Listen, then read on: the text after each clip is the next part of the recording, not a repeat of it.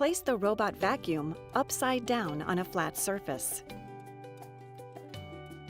Locate the brush frame release tab on the right side of the cleaning head and push on the tab. Remove the brushes. Remove debris from the ends of the brushes.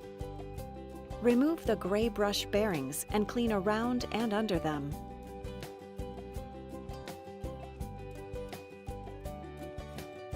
Clean the green shaft of each brush. Repeat this process for the second brush.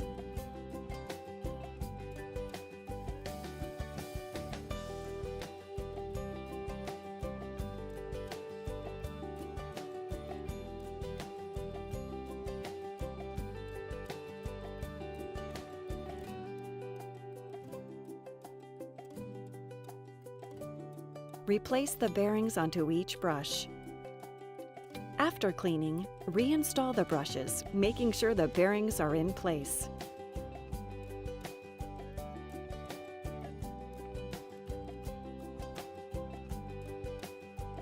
Secure the brushes by lowering the brush frame until it snaps into place.